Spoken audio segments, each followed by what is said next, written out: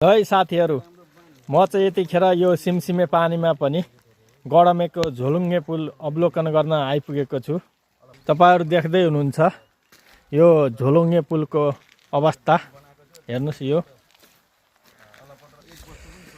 यता हेर्नुस्, यता खोलामा पुरै यतिखेर सिमसिमे पानी परेको हुनाले पानीको बहाव बढ्दै गएको छ। यो यता दुईटा खोला मिसिएर यो खोला आउने हो।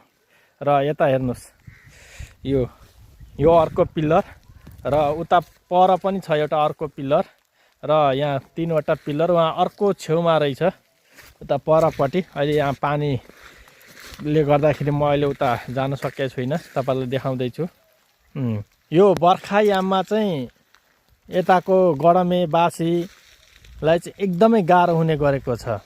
खोला पारी जानलाई बिमारी भयो भने र हस्पिटलसम्म पुग्नलाई चाहिँ एकदम कठिन हुने अवस्था हुन्छ। बजार जानलाई पनि कठिन हुने अवस्था छ।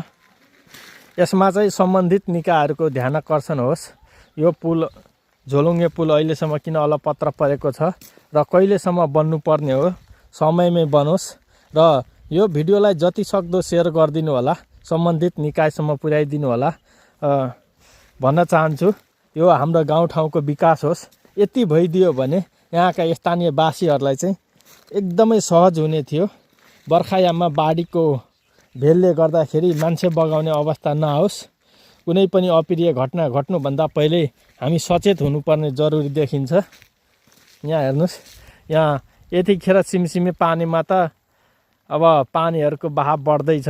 यदि माथितिर पानी पर्यो भने यहाँ निकै ठुलो बाढी आउँछ र यो बाढीबाट पार हुनको लागि यो झोलुङ्गे पुल एकदमै उपयुक्त हुने अवस्था देखिन्छ। र यसलाई चाहिँ समयमै चाँडोभन्दा चाँडो निर्माण गरी यहाँको समस्या समाधान होस् भन्न चाहन्छु।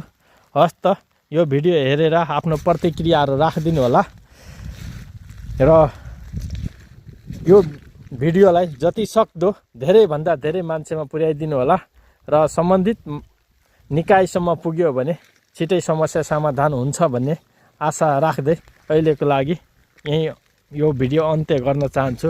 हस् त, धन्यवाद।